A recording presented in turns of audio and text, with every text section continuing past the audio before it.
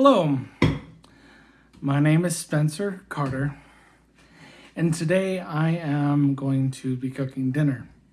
So I just ran around and cleaned the kitchen as well as I could, because you're not supposed to cook in a dirty kitchen anyway. That's just not great. Besides, it's not photogenic. So I'm going to make my own marinade, and I'm probably going to be doing ribeyes with mashed potatoes and gravy, probably some frozen veggies and or some store-bought stuff. I think this is where I say cut and then I move on to getting prepped. Or maybe I just keep rolling. Let's keep rolling. Photogenic enough. I should have washed my face. I don't like my clothes. Breathe. Okay.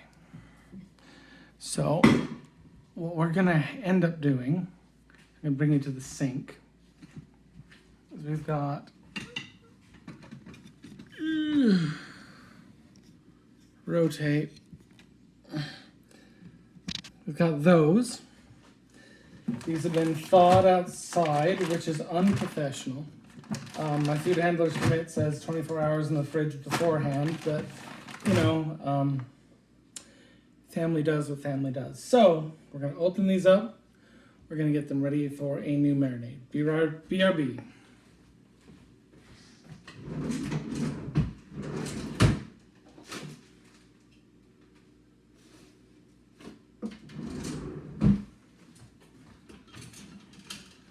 So I'm gonna probably marinate them in a bag. You could also do it in a bowl. This is what I have handy. I know, from one bag to another. Silly willy. Good enough. I did wash my hands first. If you need to, you can wear, if you're in a professional kitchen, wear gloves. So what we're gonna do now is open these up. Beautiful. Get the mess in here as much as possible. Grab this beautiful piece. Lovely. Put this one right here. Same thing with these. And then I'll clean the kitchen sink later.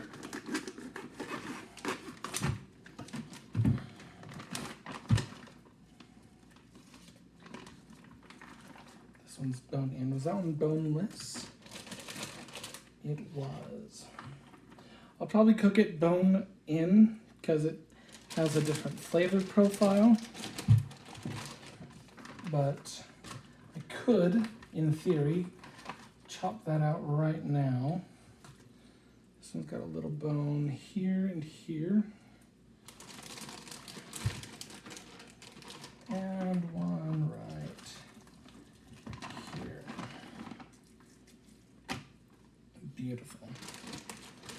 Now that those are in a bag, we'll probably weigh them. They'll probably be about 2.5 to 3 pounds. Meaning I could either do a instant marinade with like a McCormick packet, or these are dishwasher safe. They're from Cutco. They're awesome. Or I can make something myself. I'm probably gonna go make my own route, just so I can show you on camera. Every time I cook, it's kind of an experiment because there's a lot of different flavors in the world, and why be boring and replicate something a million times over? But because I'm on camera, I'll be able to write down the recipe, roughly speaking, and post it somewhere. So thank you for coming along with me on my journey. All right.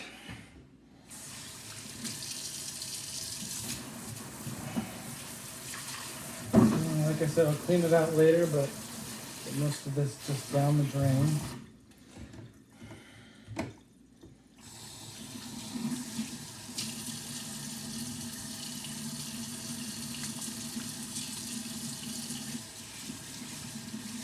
That was not 20 seconds, but you know, you'll live for now. My hands are already dry, so grab this, take this with me over here. Lovely. I might have to adjust a little bit more. Keep this open. Try my hands.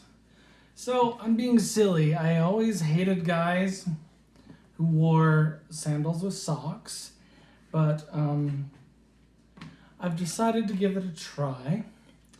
Unrelated. Alrighty, we'll just keep going down to about there so we can watch the spices go in.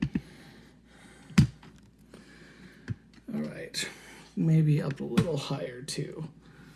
Ugh, the magics of a cell phone with a tripod. BRB. I think we're gonna start with some fresh garlic.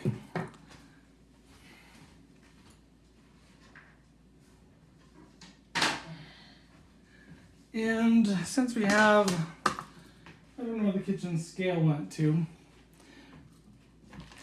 Yeah, about 2 to 3 pounds. This should be enough to give it some good flavor. I could use minced and dried stuff because that's readily available, but I'm gonna chop this. So good technique is getting it open. Maybe. There you go. This will be fun. Let's get a chef's knife. So I used to sell Cutco a long, long time ago. Vector marketing was an interesting experience. Not necessarily because they're an inherently bad product. They're kind of expensive in some people's minds. They are USA made, which is kind of nice. I've enjoyed using them. One thing I absolutely love about them, not that I'm necessarily trying to upsell you, but I'm going to tell you why I like them. This little handle right here, fantastic. Fits in the palm of my hand perfect. It is a balanced blade, unlike other ones. It's not perfectly balanced, but you can see how it doesn't fall necessarily. Because I'm not like trying to find the center of gravity here. I'm just trying to hold it in my hand. Other knives we've had, like, I don't know, this is probably one of the oldest knives we've had. It's like forever old. The tip broke off somewhere. It's not balanced, it's forward heavy. It's not even a full tang, so. A little bit about knives though. This one has a nice metal piece that goes all the way through, which helps carry the weight and the distribution well. This ergonomic handle fits in my hand well. It's nice. So I'm going to use this one. It's my favorite knife in the whole kitchen. So we crushed them like in Harry Potter on that one potions exam where they're making Felix Felicis, or no, that's the prize. It was liquid death. Doesn't really matter. But yeah, so they peel off. Set that aside for a minute.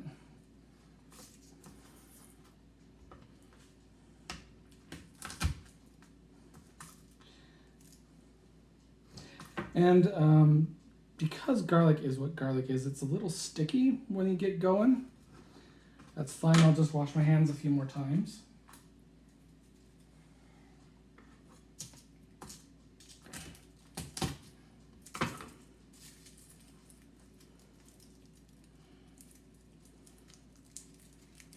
Beautiful. Now I know on some cooking shows, I've watched Food Network growing up. I watched Iron Chef America a lot with my brother. He's very into cooking. I've watched Kitchen Nightmares with Gordon Ramsay. That's a fun one.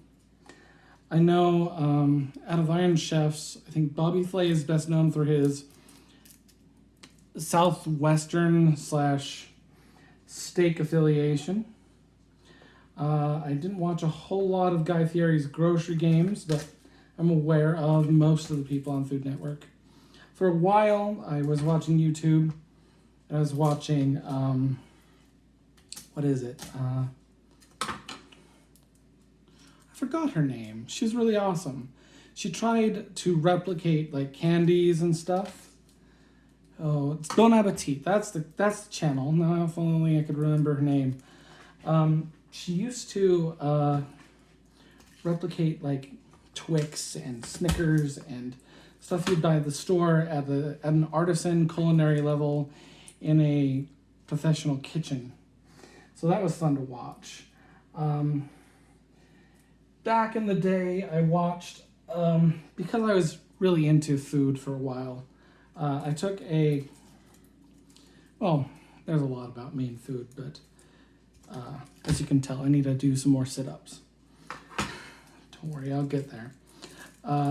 My mom and I went to some night classes. In high school, I took a college-level foods course. It was concurrent enrollment, so I got college credit in high school. Totally recommend as much college credit in high school as you can get. I know in my state, if you earn your associates while you're in high school, which is possible, you get a full scholarship to anywhere in the state. I would look into similar programs in your area because it's totally worth it. And I highly recommend education, especially because you're meeting new peers, you're meeting people in your industry and your field, and even if you're a little bit undecided, it gives you an experience to get out of the house and network at the very least. BRB, gonna wash my hands, they're a little sticky as you can see. While I'm still talking, hopefully you can hear me. Just a rinse. All the fun things. There was this really cool anime back in the day. I know, anime, right? One of the most modern things that most adults do. Anyway, well, at least the ones I know.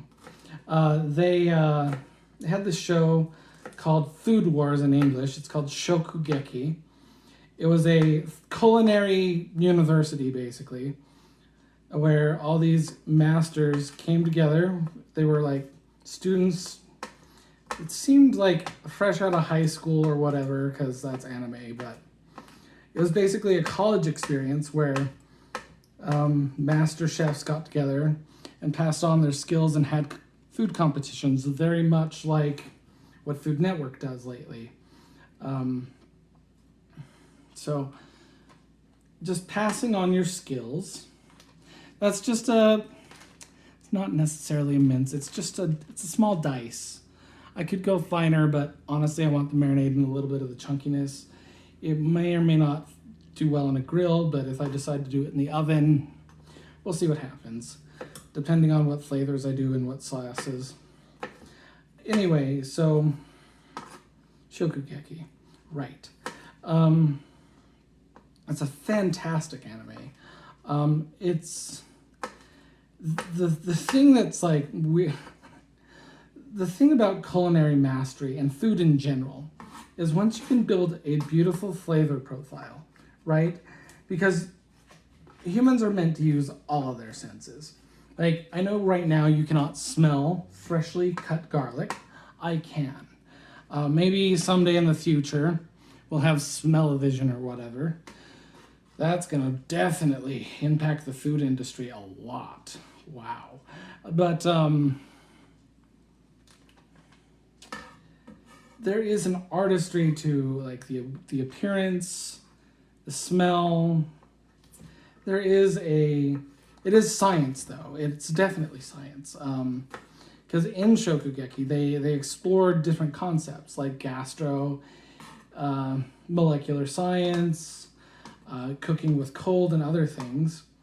And there was a unique plethora of real-life skills it showcased as well, which is really interesting because I find that cartoons that educate, like edutainment, is one of my favorite genres. I'm gonna have to hire an editor for stuff like this because they would like get clips and whatever. That would be fantastic, wouldn't it? Right now I'm by myself and this would take, I don't know how long to. My internet connection's poor too. I need to move out of this house. Not the point, I guess. The point is cooking. Because right now I'm just with my family and I'm cooking a family meal and it's fantastic. I love cooking with my family. I've been cooking for my family for a long time. I'm just talking while I'm chopping. Hopefully that's fine with you. It's like ASMR maybe. Well, not really. ASMR would be just the chopping sounds. Okay.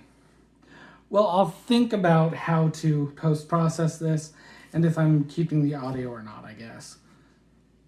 It's probably going to get a direct upload, but, you know, just things to think about for future me when I'm actually a pro at YouTube or wherever I happen to upload this. Food Network, God knows where. And, you know, I was raised in a household where if you didn't swear, you weren't normal. So you'll have to forgive me. Most people have encountered at least one or two of these words in their life, and it shouldn't be taken as adult content.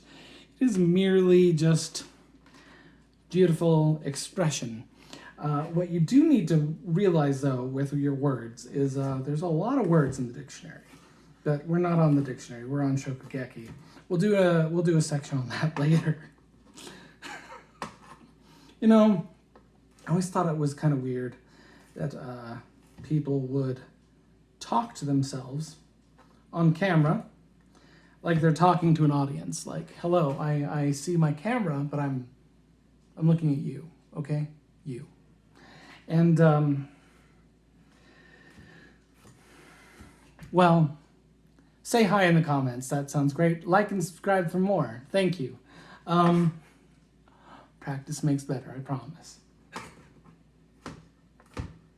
So, molecular gastronomy was like how certain nutritional values and the way they work inside the human body in the gastrointestinal system, the way your body processes it, and, you know, stuff like that. So there were like experts who studied different cuisines, Indian, Italian. They explored all of them as much as they could in an anime, which is fantastic because that's just multicultural goodness, and it teaches you, you know, this cooking equipment looks cool, this cooking style looks cool, this food looks cool. It teaches you a lot of stuff. And then there's like fictional judges who are basing it off the taste. The one thing about this particular anime, though, it's on senses, that's right, because you can't smell this, and I can, is they try to bring the sensory experience in with foodgasm, where if it tastes good, people lose their clothes, because it's comedy in a way, but it's also expressing something else on its own. It's saying that the food was good, and it made them feel pleasure for eating it. So my job as a chef, and potentially yours, is to have an enjoyable food experience. Whether you are or are not. I missed that. Oh well, it'll be fine. It depends on what you're eating. Today we're doing steaks. I know some people are very particular. I may or may not get a meat thermometer later. It's on the list of things to potentially buy. There's this really cool wireless one that could connect to a phone that looked pretty awesome. Maybe I'll list it on my page. Maybe we'll do a sponsor spot. I don't know. It's on my Amazon wish list. Thank you, anyone who wants to contribute their time and talents to my channel or money. I need to probably open my Patreon so I can do more content, because this is actually pretty labor intensive. Not only is it supplies, but it's like my knowledge base, which is over 30 years old. So I'm old. I might look cute though. Hi, I'm cute. Or I try to be. I like blue hair. I don't know when. I was probably university. We'll talk about stuff like that later. Maybe I'll do a vlog on the side. So far, I've uploaded my goldfish and my aquarium to my channel. I'm going to do food now because I do a lot of things and I don't get enough recognition for them, and I need to showcase my portfolio. So in so many ways, if you're watching my channel, I would highly encourage you to be brave enough to put yourself out there.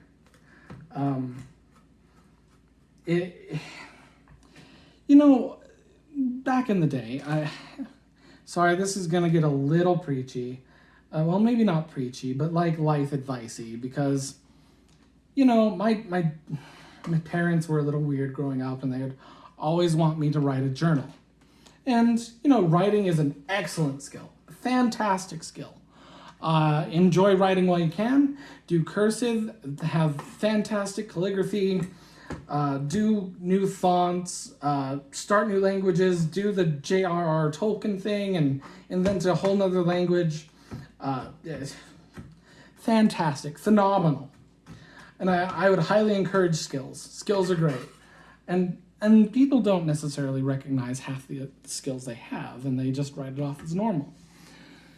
Yes, you can still be normal and still be skilled, okay? And so that's a good amount of garlic. A little bit here and there that I'm going to pick up.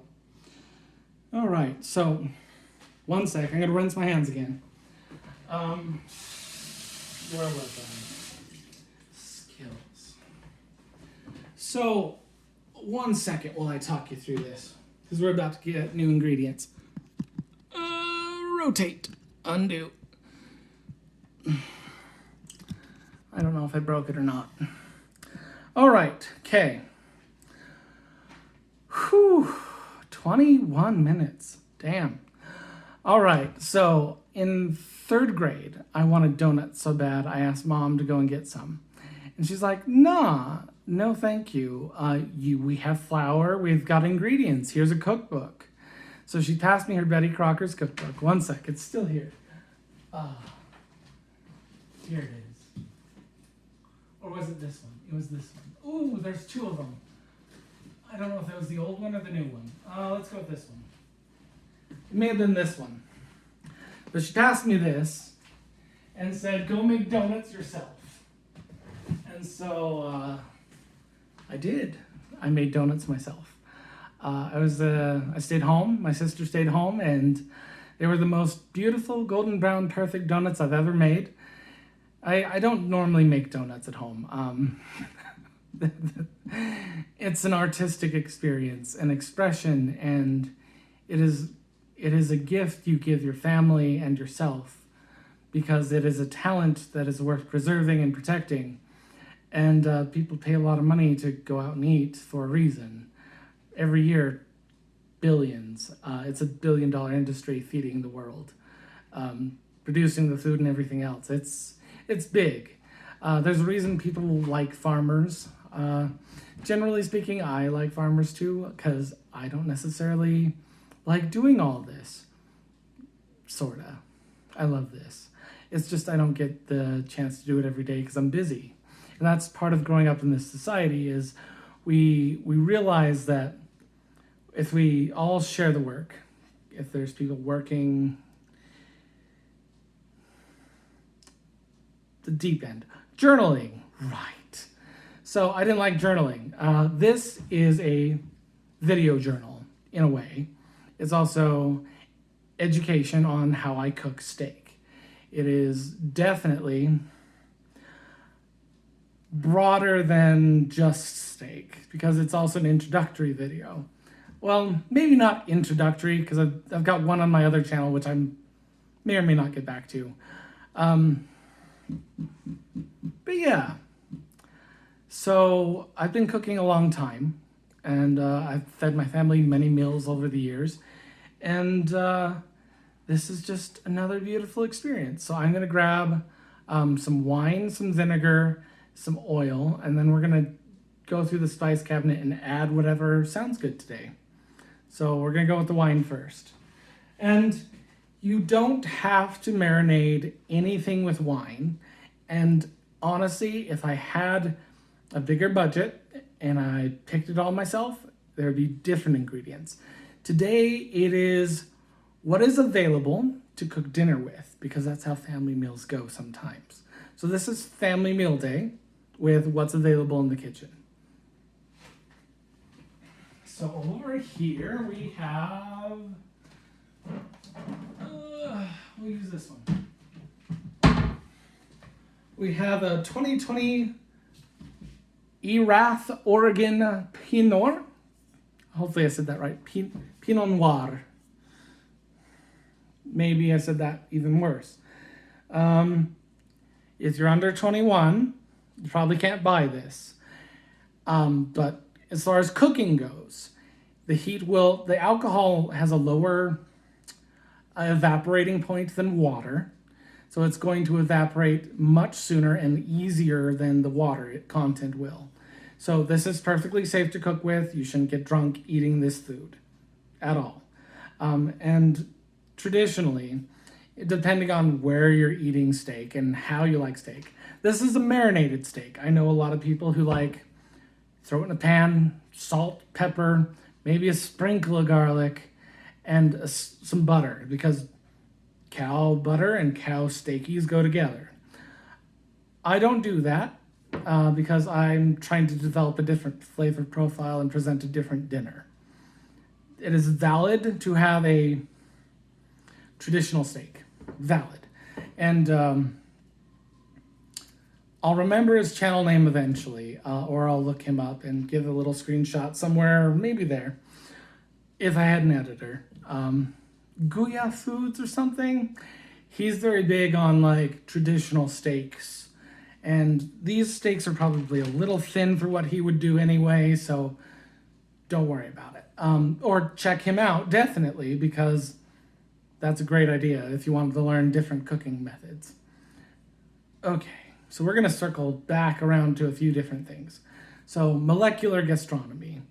I was watching, Harvard is a beautiful university that in 5th grade I was like, I'm gonna go to law school there or be a marine biologist. I'm neither right now.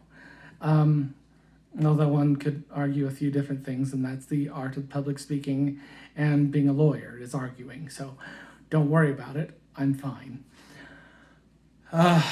Probably a constitutional postdoctorate, according to what algorithms might tell me or what other people may suggest. Anyway, so, but I'm cooking food in this kitchen for now. But that will tell you something as well. We'll talk about that later. But as far as this goes, because of the way it works, this wine is going to bring forth well, let's smell it first. It's got a grape flavor, and there's a specific grape that makes each wine, so yeah, this has got a nice earthy flavor. Mellow is what I don't know. How do they describe it? They don't describe it on this one. Sometimes they'll describe the flavor on the back. But I know what I'm pairing this with roughly, so we're gonna roll with it. On the back of marinade packets as like a guide, it's gonna take anywhere between probably a 1/3 cup of oil, roughly a few tablespoons of vinegar and a few tablespoons of water, roughly anywhere between a 1/4 and a few tablespoons. So I'm gonna go ahead and just mix in. I'll get a measuring cup so I can show you though. One moment.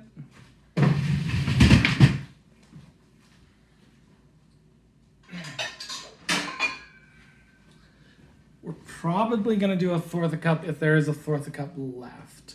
So we're gonna do this. Normally, if you're being accurate with your measurements, which I'm not, you would leave this on a flat level surface to pour, but we're doing this in the air. Don't worry, this is a very old wine that is opened and it's not a great drinking wine right now. It's a fantastic cooking wine. So I've got a little over a 1/4, not quite a 1/3, somewhere in there. I'm gonna just add it in. We'll just tilt this and hopefully this shot's working out. Beautiful, lovely pour. All right, I'm gonna get the oil now.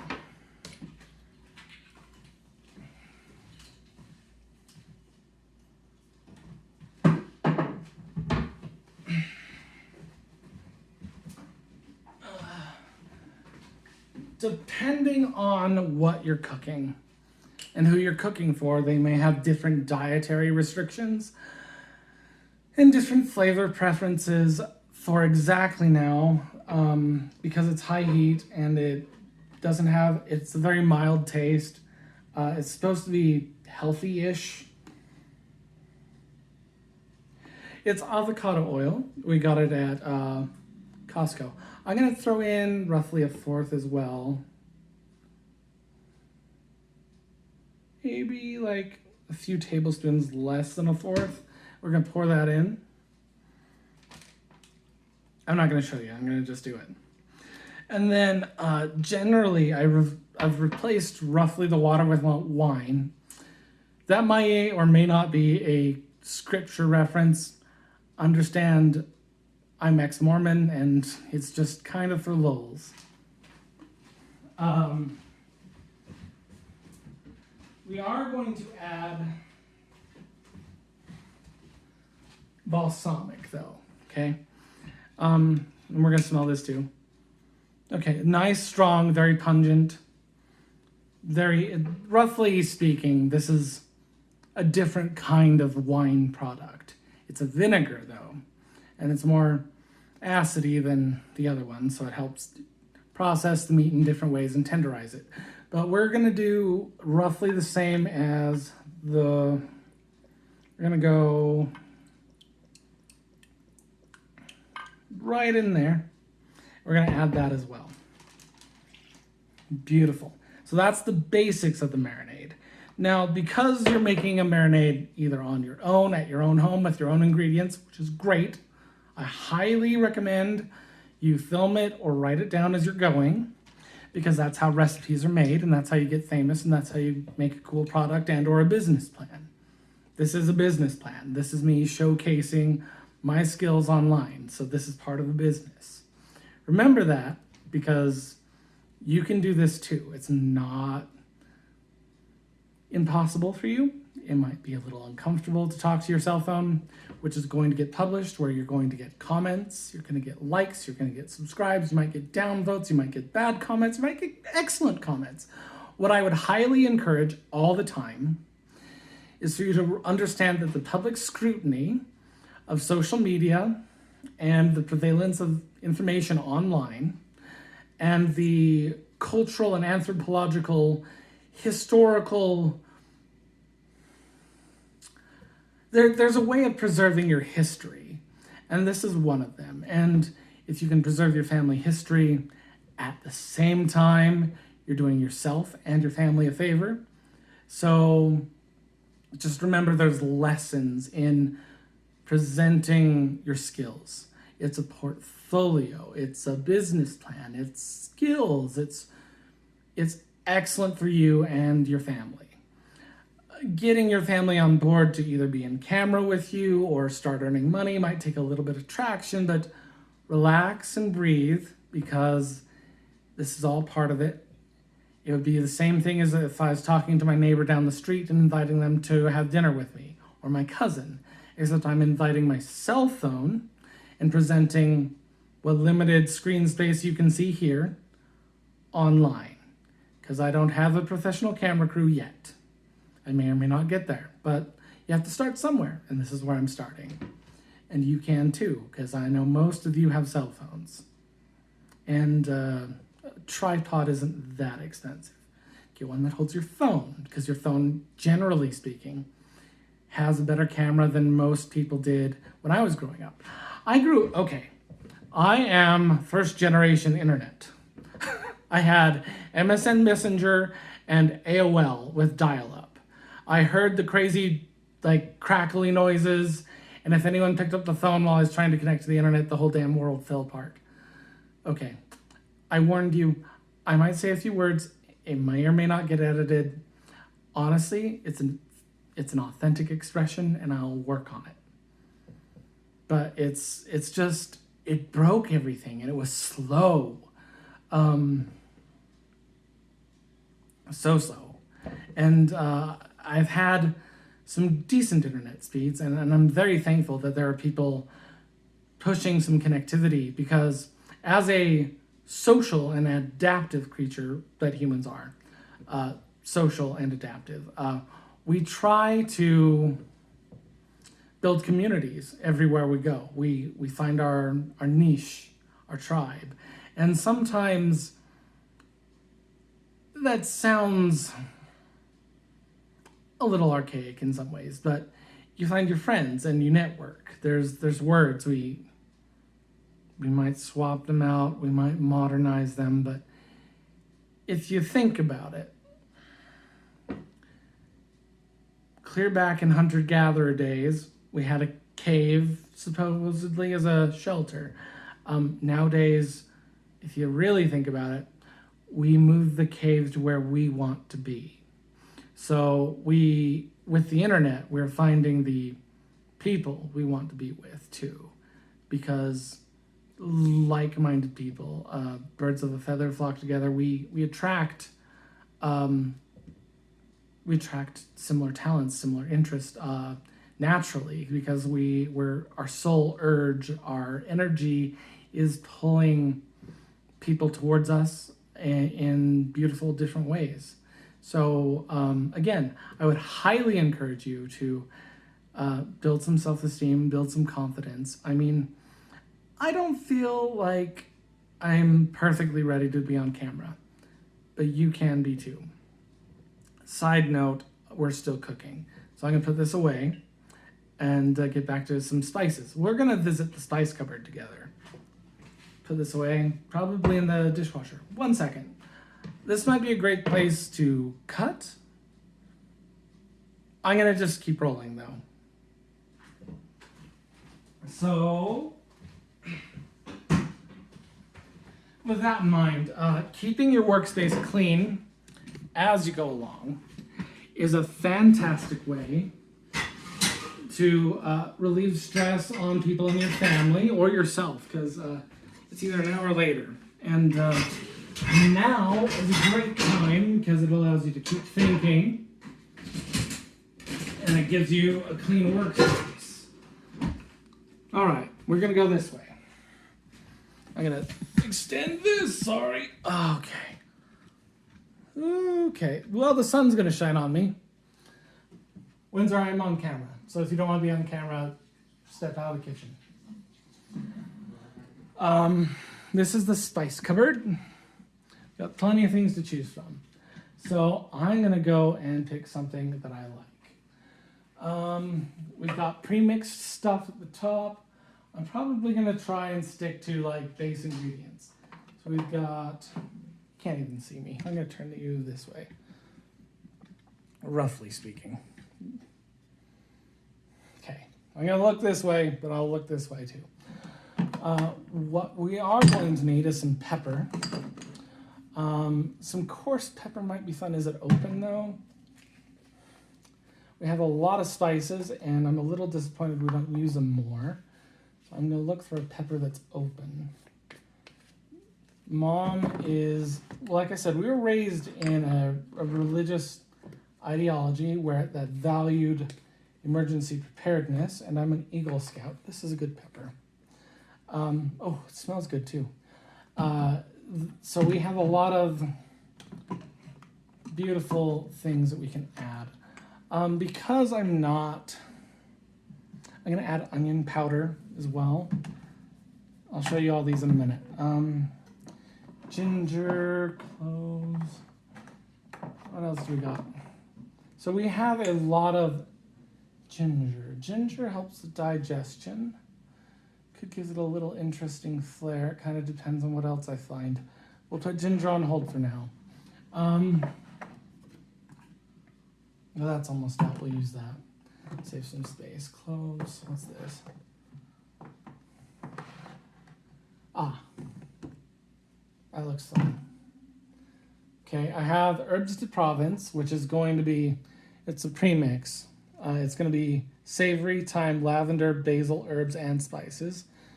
Generic way of saying we have a proprietary blend, and if you wanted to do this yourself, you'd have to get your own blend, but that's fine. They sell it at the store. We have it, so I'm going to use it. Basil, mesquite, thyme. Sorry, I'm not ignoring you. I'm just going through these spice cupboard. Turmeric, huh? Well, maybe. This one's in the way. That's big. Put that there. Curry powder, that's almost gone too. Curry's a fun thing because it says spices, comma, because curry has a lot of different spices.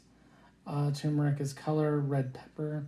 Maybe not this time. I will use some ground cayenne. I guess we're going a little, maybe a little hot. Turmeric. No. I think I'm picking up on that southwestern vibe lately. I could do pre-mixed stuff because we have lots. I'm going to add a little bit of truffle, Parmesan, and black garlic. I don't have truffle to cut. I don't have black garlic to cut. I did put in regular garlic, so this will complement the garlic flavor with a slight different variation. The Parmesan will be a little salty and a little bit, it's got that taste, right? So this will be fun. We'll see what else we got. So far I had black pepper, white pepper, onion powder, some Italian seasoning, which is, again, spices, because they don't actually say, but roll your eyes heavily. You can grow most of these in a garden. It'd be fun to do fresh stuff. I don't do fresh stuff right now because Mom's growing tomatoes. And I've got to figure out tomatoes. So for now, I'm gonna sneeze. Whew. Well, that was fun. So now we're gonna go right here. I'm gonna set you back a little ways so you can see what's going on. Yep. So, got the slices. Lower this down. Easy peasy. Something like that. Hi, you can see my hands. So, well, maybe I need to get a little closer and angle it.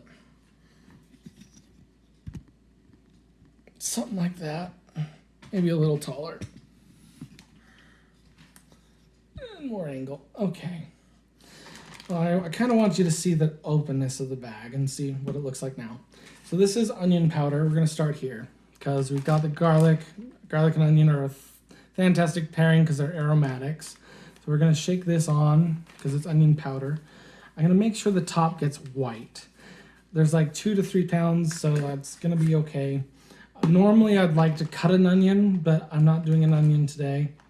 It looks like so. You see that? Beautiful. That should be about all for that one. We're gonna empty this. There's probably, teaspoon plus a little bit. Italian seasoning.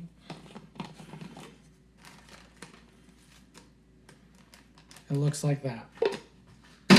All right, we're gonna do herbs de Provence though, because the wine is French and herbs, I don't know. We're gonna shake really good. Make sure we get a little bit of everything. Make sure it has a nice solid crust on the top. It's not gonna stay crusted, but we need to get an appearance. I probably use a lot of spices, so it's gonna look like that right now. We're gonna then add just a titch of heat. This is ground cayenne red pepper.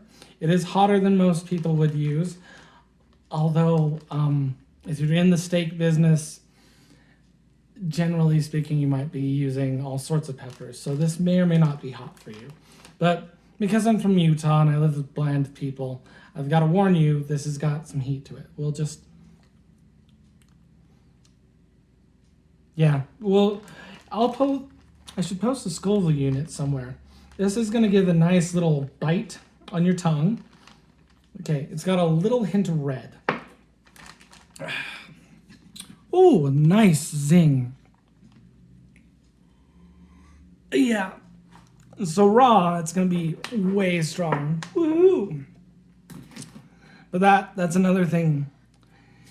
If you can't have it plain, maybe don't cook with it. So we've got white pepper.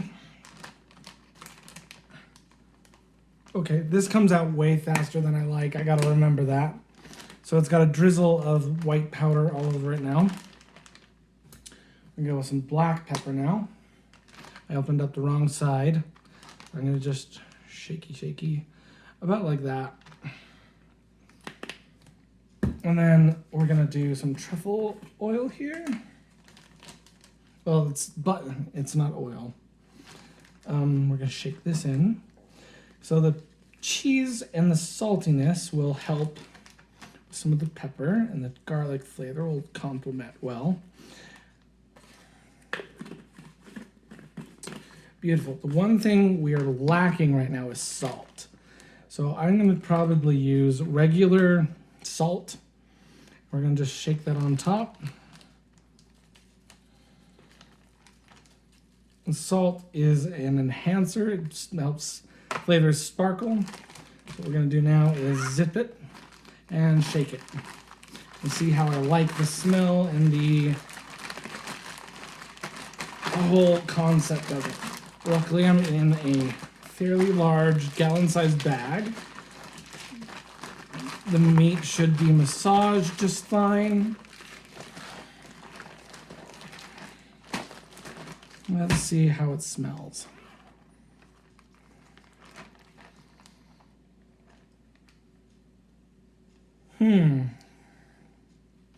Okay, as far as appearance goes, it's well coated. It could use a little bit more herb. We're going to coat the top one more good time and give it one more good shake. I like the flavor and savoriness that herbs bring, but I liked the pepper for its little bit of bite. So we've got this much new herb. We're going to shake it up again.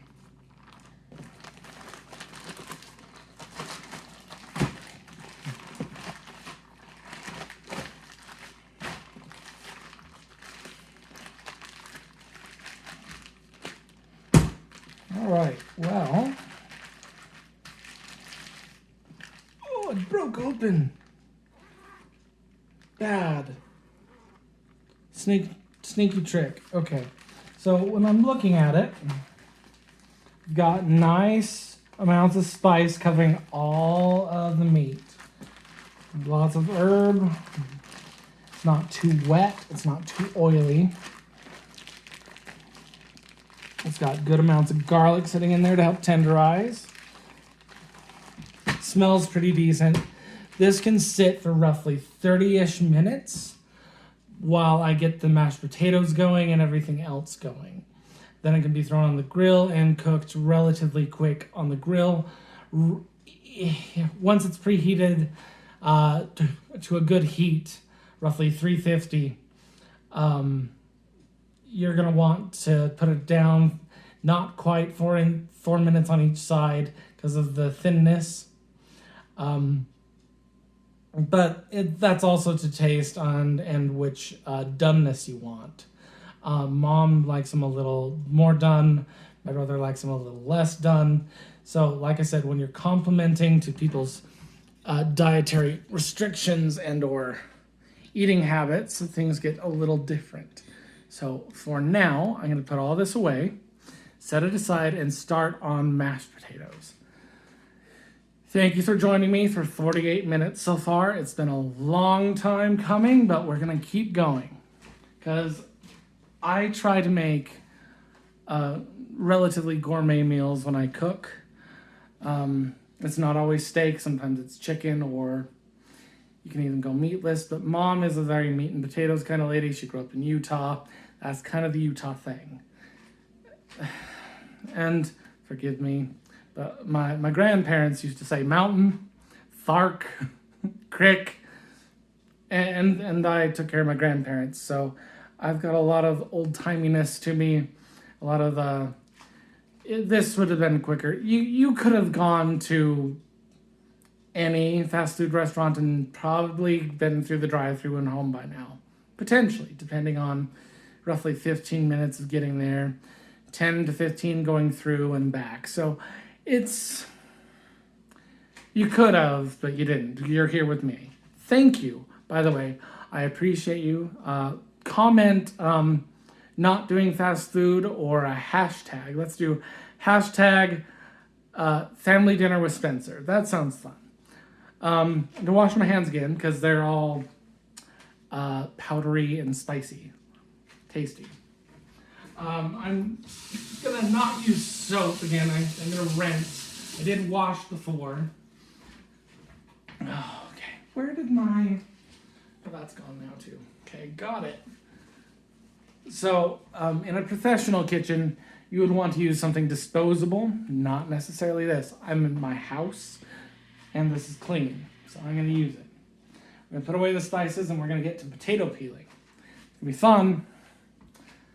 So,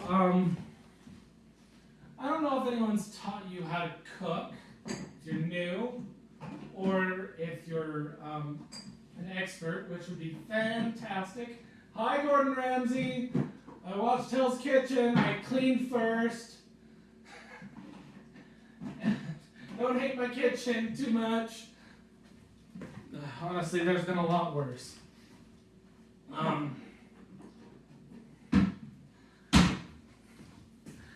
I should invite some people over. That would be fun. So, as you may or may not notice, my work area is a little dirty. Yeah, you can't see. There's crumbs. It's technically fine because I cleaned the kitchen first, but because we're on film and I want it to look good, I'm going to wipe it down. 1 second. So about that disposable stuff. COVID had us buying a lot of disinfectant, which is fantastic. The less spaces you have to grow weird things like foodborne illnesses, which is important when discussing food. I've had food handlers most of my life. Sorry, you can't see me. I've had food handlers most of my life. Whether it's been active or not, that's another story. Whether I've worked in food, that's also another story. Because I do a lot of at-home cooking for my family.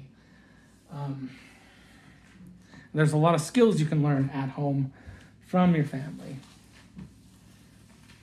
And beautiful. We'll just clean this right up. Awesome. Anyway, foodborne illness is bad. Communicable diseases during a pandemic, also bad. So what you're going to want to do with food safety, especially when you've been handling meat, is keep the meat area clean before you move on to vegetables. And generally speaking, you're going to want to use a different cutting board and potentially a different knife for vegetables. I'm going to wash that knife that I just had in the sink before I start boiling potatoes. What we are going to start with, though, is I'm going to get a stock pot. I don't know what to call it. A nice big thing to boil potatoes in. 1 second.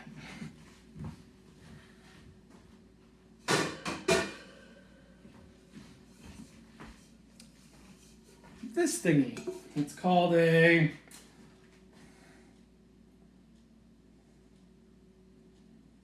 Q18T, whatever that means. Anyway, we're going to fill this up with water. Because it's going to be a minute, I'm not even going to bother with hot.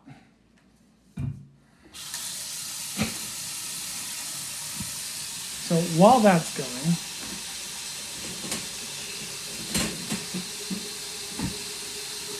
that's the knife we're going to wash. I'm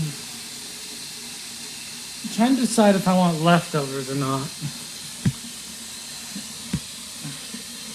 And what kind of potatoes. This sun is going to be fantastic, isn't it? Yes, it is. Okay, plenty of water.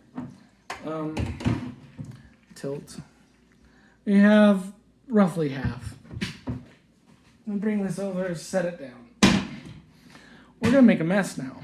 So we're going to get the potato peeler and I'll be right back.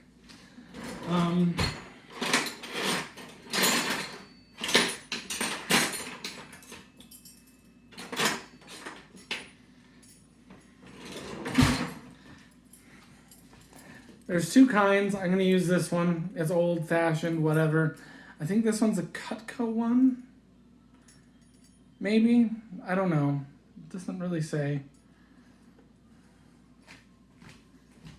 And then, because we're next to Idaho, we have a lot of potatoes. I think these ones are Russets. And depending on the kind of potato it is, how many we're going to eat? I guess we're doing this many.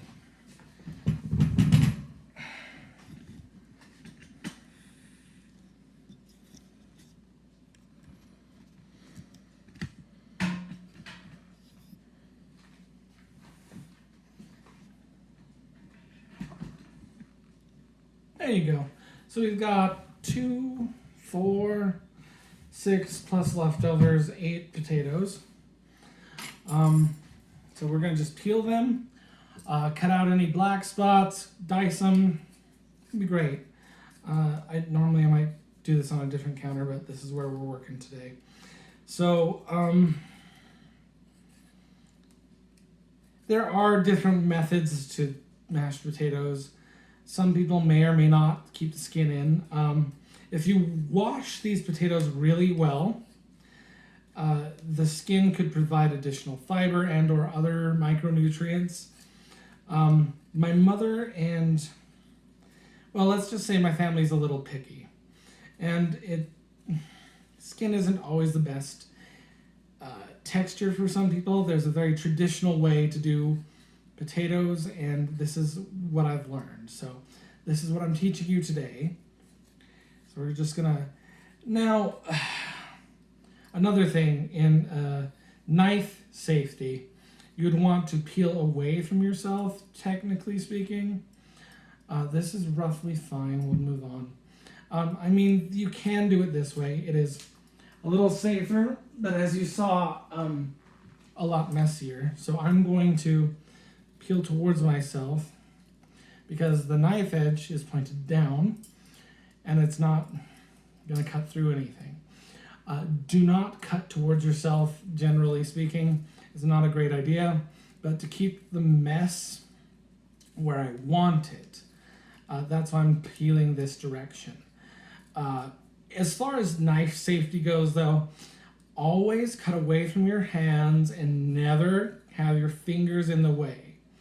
There was this one time in a different house when I was making dinner. I don't know why they thought it was a great idea, but they distracted me by placing brand new groceries on the same counter I was working. And I had a knife in my hand and I was cutting, I think it was potatoes even, but I'm not sure if you can see this. Right, let's see, turn. See that kind of off color section right there on the tip? Let's see. No. Focus. It's not going to. Maybe there. Yeah, you can kind of tell. This one for reference. The sun's hitting it different. Anyway, you can't hardly tell it anymore, but I cut the tip of my finger skin off, and I had to go to the hospital.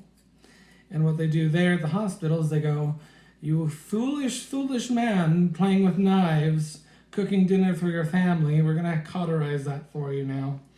So they took out a little silver stick and burned it closed, which was super safe because they cleaned it out first and hospital staff know what they're doing. As far as like safety goes, in the kitchen and in life in general, I am an Eagle Scout in the Boy Scouts of America. That may or may not mean a whole lot to you. If it means something to you, thank you for knowing about my cultural heritage. If not, the Boy Scout program, that's a long story, but it's a paramilitary organization that teaches people survival skills, and you earn skill acquisition merit-based awards, and it has a high emphasis on public service and honesty. So that's that. But in that particular program, you learn a lot about knife safety and other things as well. So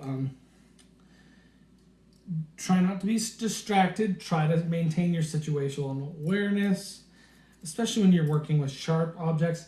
This is a relatively safe tool that, as with all things, if it's mismanaged or mishandled, it can be dangerous. So we're not going to do that. But we are going to continue peeling potatoes. So anyhow, where was I? Mashed potatoes. Yeah, I was trying to think what flavor to do. Do you guys have a favorite flavor of mashed potatoes, or do you have a favorite style of potatoes? That would be a fun comment to learn. If you have a favorite style of potatoes, whether that's French fries, baked potatoes, Hasselback potatoes, mashed potatoes, baked potatoes, potato chips even, like, you let me know in the comments. Maybe I'll find something new and entertaining. Because learning new stuff is awesome. That's half of why I love the internet. Is in today's times, I can literally just open up the I'm going to call it a grimoire, okay? It's a magical book that has no pages. Well, it has plenty of pages. They're called web pages, but this book is opened with my cell phone.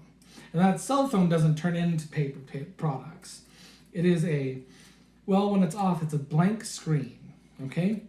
It's a screen that showcases all the historical knowledge of all the beautiful people from the past and transmits it to the present, which is why I'm archiving this historical lesson on the internet, because one day it will help people cook at home, whether that's with chicken or pork or shrimp. You can marinate a few different types of things.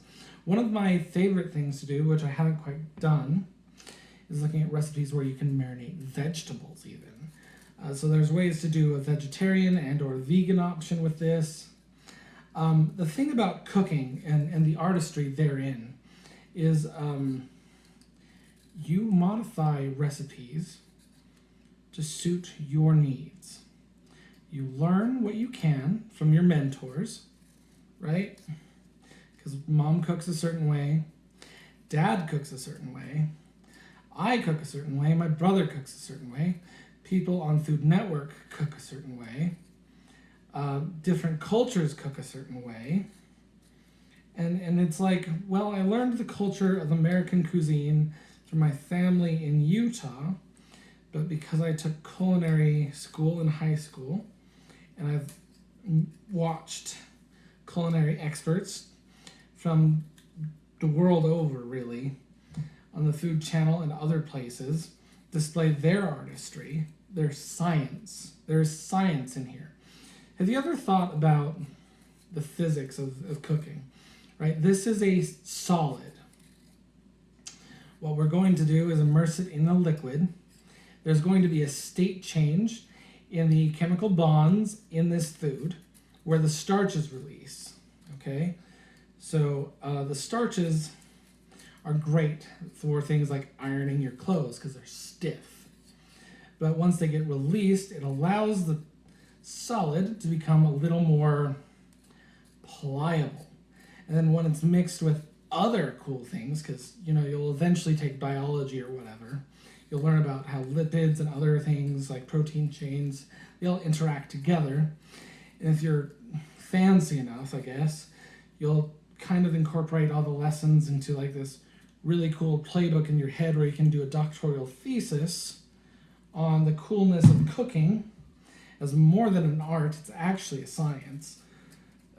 Some people poo-poo on cooking science though. So anyway, it's so fascinating because one of the things I was thinking about the other day, sorry, I'm going to tangent really hard because I'm peeling potatoes, and it might be interesting while you watch me peel potatoes, is how much effort it actually takes to get this potato. I did not grow this potato, but I have grown potatoes before. From a seed planted in the ground for, we'll call it N days, because we're going to do physics now. N number of days to become a fully adult potato, which then gets dug up and it's covered in dirt. It has to be, the dirt has to be removed, sorry. It has to be separated from its bushel or whatever you call it. Beautiful. We're gonna rinse these really quick and I'll be back with a cutting board. I'll talk when I get the cutting board. Well, I'll talk the whole time anyway, so maybe I'll take you with me. Slide. Slide. Over here. All right, rinse. Cold water. Can't see shit, but there's that.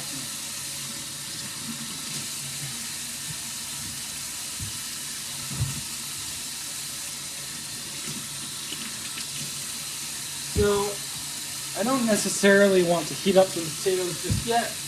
They will get cooked. That's the magic of this all. This has had steak on it. This is the knife I'm going to use to cut them. I'm going to use soap. Probably too much. Probably doesn't need that much. I'm going to use a washcloth. I'm going to get hot water. We're going to scrub off the debris.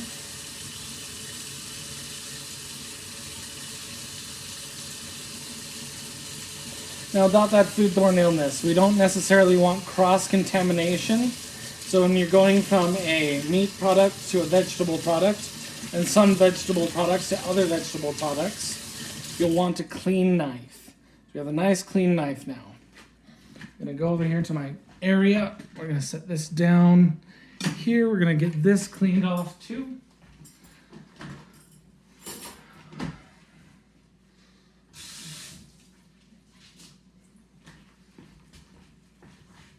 We're going to get all the little stuff wiped off. It's a little soapy, so we'll have to rinse it. Give me a sec.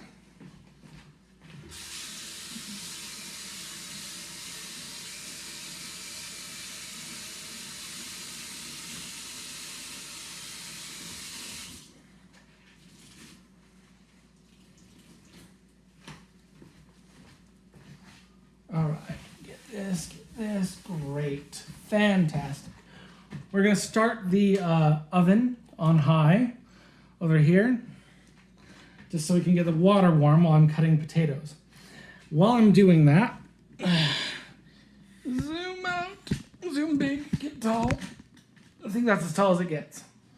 Okay, we're gonna put you roughly here. Great.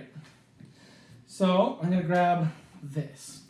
So adding salt to the water changes the boiling point of the water. It also adds a little bit of flavor. I'm going to just shake in a healthy amount of salt because it's going to get washed off anyway, right? Whatever. I have aquarium fish as well.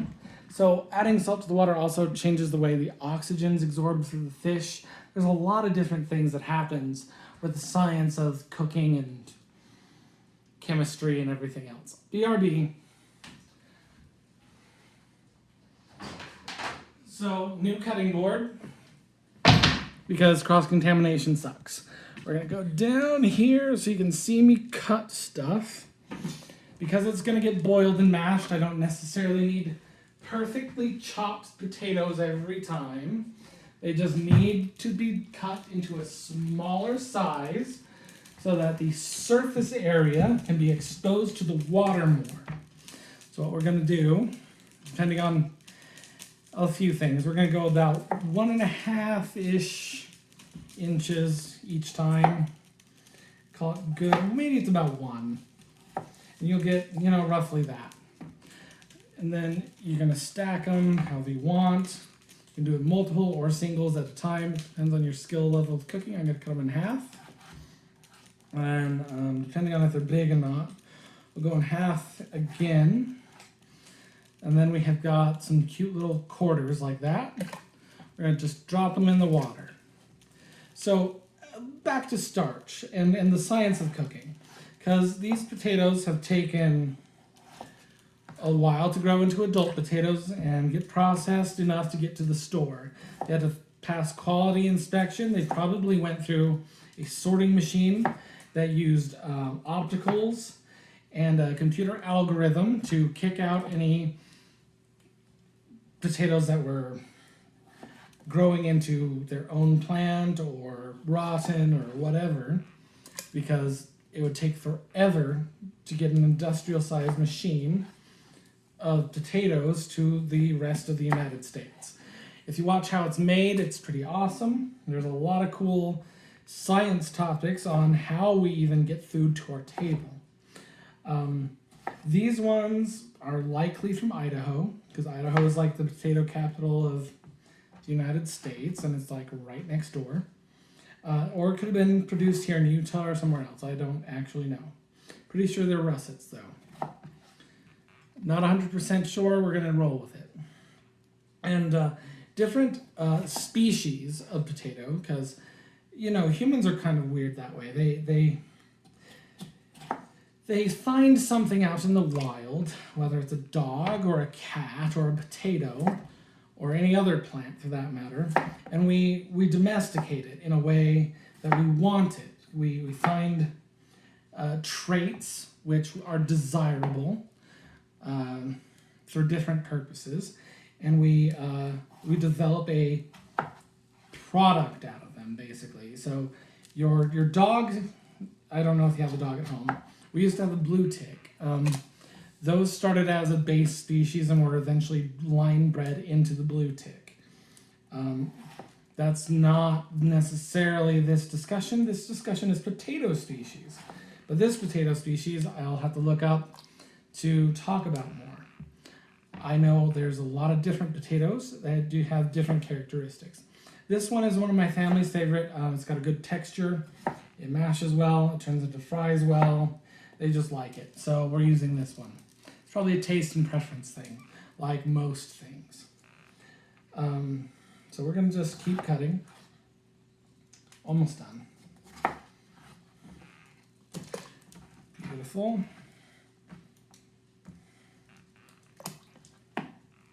And like I said, you're going to keep your hands out of the way it's chopping. I don't know if you can see that well enough. I'll just...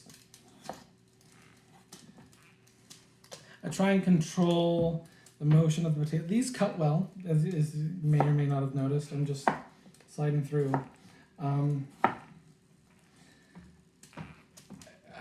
Maybe I'll get out another knife. I'm not doing a knife advertisement, am I? Maybe for demonstration purposes. Chefs have products and equipment they like and enjoy, which adds to their own unique cooking experience as well. So that's also part of the science of cooking, is what artist tools they decide to use or have available, because you're going to develop your own artistic style with your own recording, with your own, like, that's the beauty of humanity, really, is we all find something that's unique and beautiful about ourselves and showcase it. It is the art and science of being human. So here we're just doing human things like cooking dinner, but also we're teaching you as much as I can about everything I know on cooking related stuff and extras. So what's going to happen, like I said, you can already kind of see it. The water is kind of this milky kind of color right now.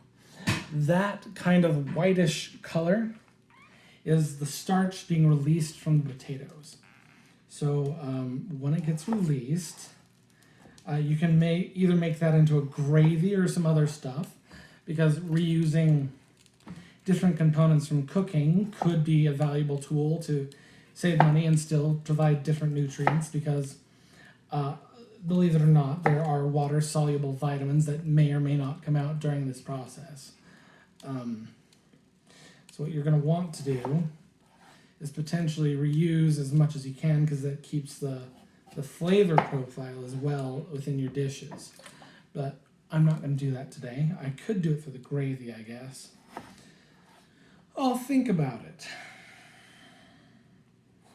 Anyway, so that's cooking, cutting potatoes.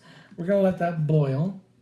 So now I have to prepare So that's a starch, and basically potatoes are a carbohydrate, and they're very great for keeping you. They release energy well and easily. That's why breads are a staple of the world. Potatoes are. It's still kind of a vegetable, technically speaking, but because of the structure, it's kind of, even like it's got carbs.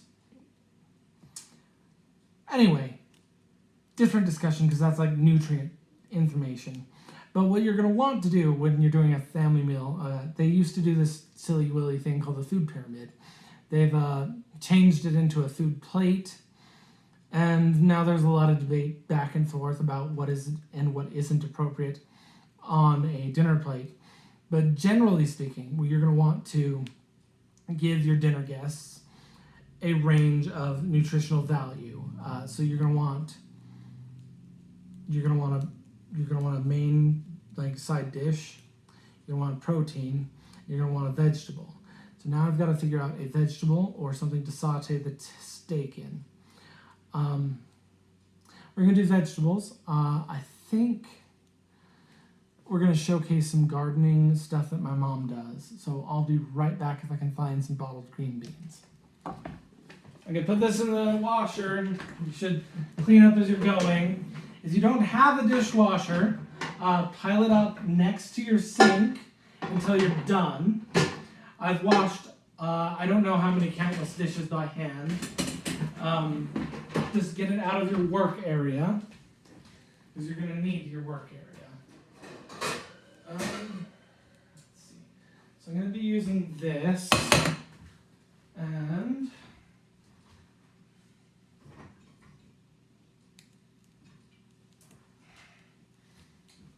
so, like I said, my family gardens. You may have noticed over here the fresh tomatoes. Hi, tomatoes. These are green beans that my family has grown in their garden. This one looks interesting, but it looks fine. It's still sealed. So on bottles, if it's up, there's oxygen in it, and it's bad. These have been sitting a while, since about 2000. So these keep forever. I should use them more regularly, but you've noticed the dust on the cap, so I'm going to give them a good rinse. In fact, you should probably do, can't even see me, you should probably rinse things you get from the store, like vegetables, and if you're drinking out of like, I don't know, I still like my sodas. Don't get me wrong, sodas are fantastic. Set this here so you can see kind of both. Okay, well, let's peek at that. So that white stuff is the starches being released. But yeah, you should wash them off too, because if they're out open and they collect dust, ouchies, and other stuff, who knows what you're actually drinking? Dust from the top of the lid. So we're going to put this on. So it was fresh cut green beans. Ouchies, so I cut myself. I'll be right back. When you cut yourself in the kitchen, you're going to want to wash your hands thoroughly. There was probably a better tool to use. Next time, you're probably going to want to use a can opener. I was trying to be savvy with the lid.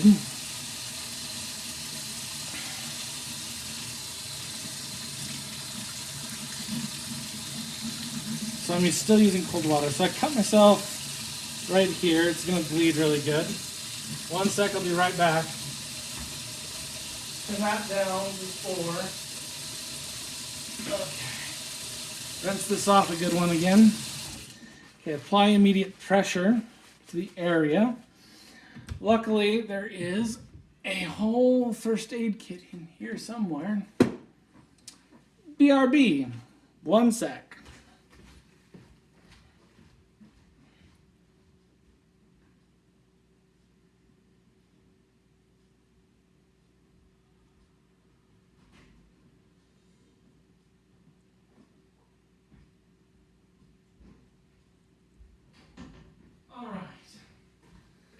So I'm going to want to dry my hands as much as possible. Band-Aids and Neosporin. 1 sec. I'm still holding and applying pressure. It's still making a mess. God damn. Did I hit both of them? I did. I got both fingers. 1 second.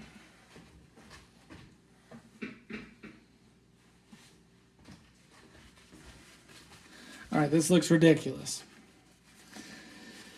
All right, so dry this hand off. Now, as much as possible, I'm going to dry this hand.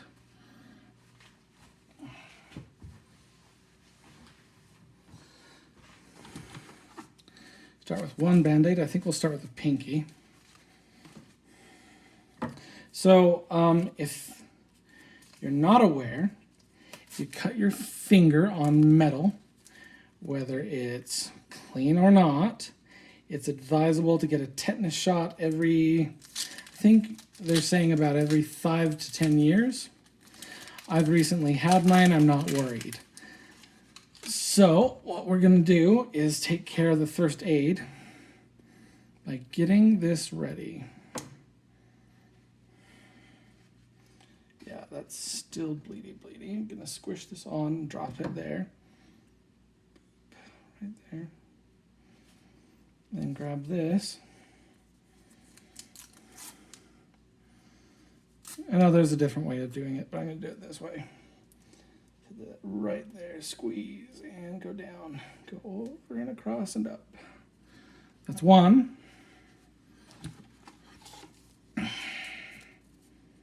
So you don't freak out when you're bleeding, please. I know some people, I may have to edit this out, but it's also an important safety thing to do in the kitchen.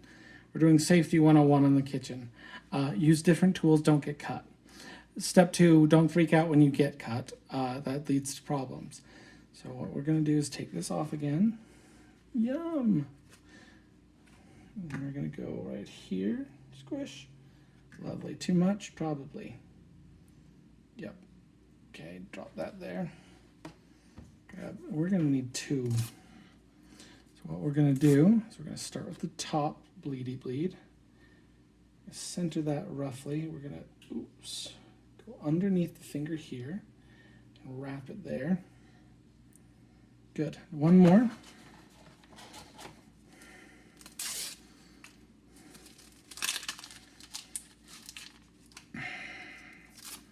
Because I'm cooking, I want to maintain sanitation as well.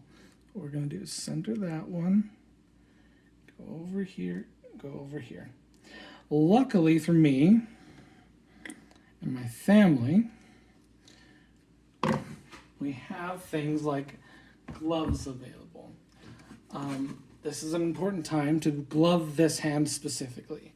You do not want blood, especially human blood, on your food, especially your vegetables. What we're going to do is put this on. So that way it's double protected. It has Band-Aids, which has stopped blood and kept me safe. Keeps contaminants out. I put on Neosporin to help clean it. I washed it, so we're all good. All safe. This has a different feel to it texturally. And we're going to grab this and throw it away. All right, fun times. Sorry about that. So that happens sometimes in cooking shows even, and it costs a lot of time, but the safety and food preparation you need to maintain while cooking professionally is very important. No blood, no nothing. So we're gonna go over here, get this going. Turn this on right here. All right, now we can start the gravy. So with the gravy,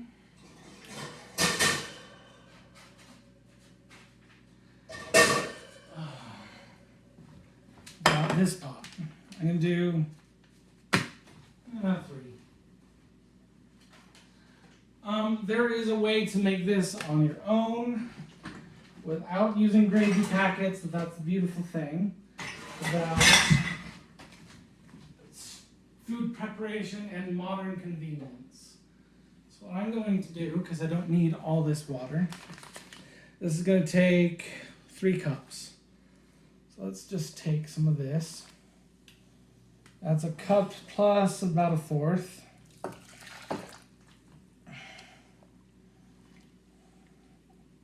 That's a little bit less than a cup. So that's about 2.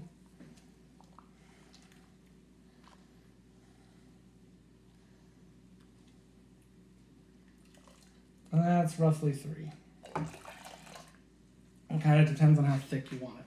So I use the potato water, so it tastes awesome. We're gonna get out a whisk if I can find one. It's here somewhere. There you are. Let go. Oh.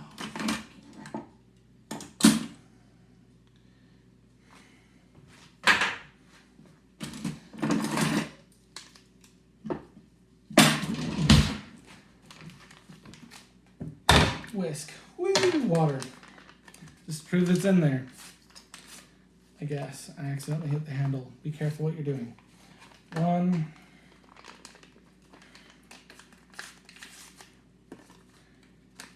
2.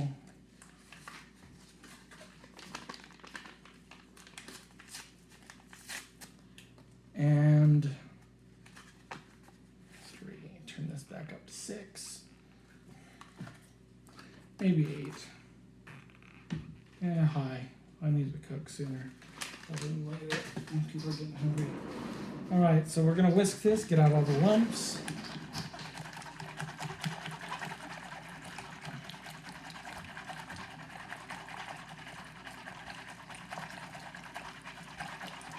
And there's a few more. Just keep going. I think one of them was a mushroom gravy, that's why. Yeah, okay. No worries. So we're gonna put this one on the front. I'm not gonna start it just yet. I guess I could start it on low, maybe like a 3. So this is what we have going so far. I'm gonna wipe the counter again. So you've got a little bit of that going.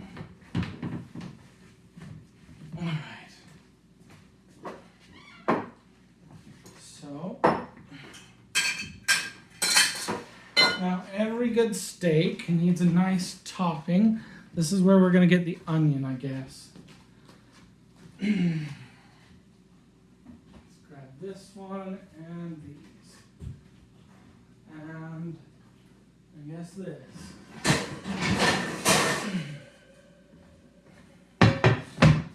All right, so I brought my cast iron. I don't think it's gonna fit though. Oh, phooey. Yes, it will. We'll just have to rearrange stuff. Turn this one on high. 6, 7, 6. Move this one over. Turn this one off. All right. All right, so those are going to be put on top of the steak. So what we're going to do, because these were used with vegetables, they are technically safe, but because I put them in the dishwasher, I'll give them another rinse. Give this some soap. Give this some soap.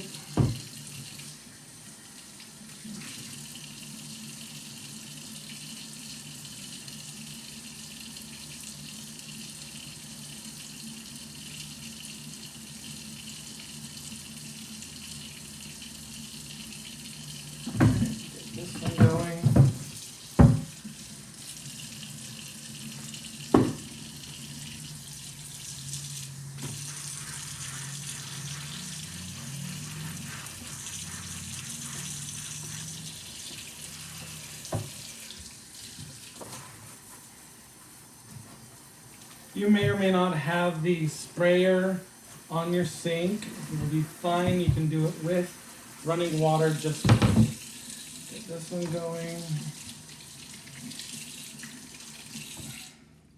Okay, I'll move these over.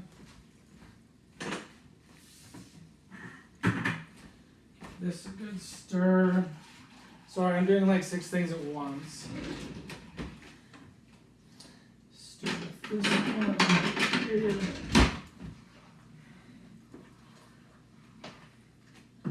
Good. Let's get this more on the heat. This one, a stir with this one. I'll show you in a sec, sorry. Just getting it all going. Alright, yeah, I'll show you what I was stirring with. So I added some wood spoons, stirred that one with that one, that one with that one. Alright, back to here. Thankfully, this has what I need on the lid. These beautiful cans did not. So what we're going to do is we're going to strain these. Rinse the top again just in case there's like dust or whatever.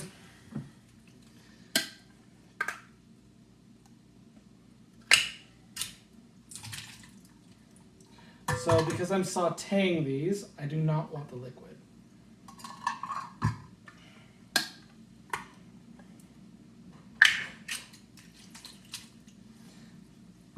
Empty those out, let that drain. We'll come over here and cut some onions.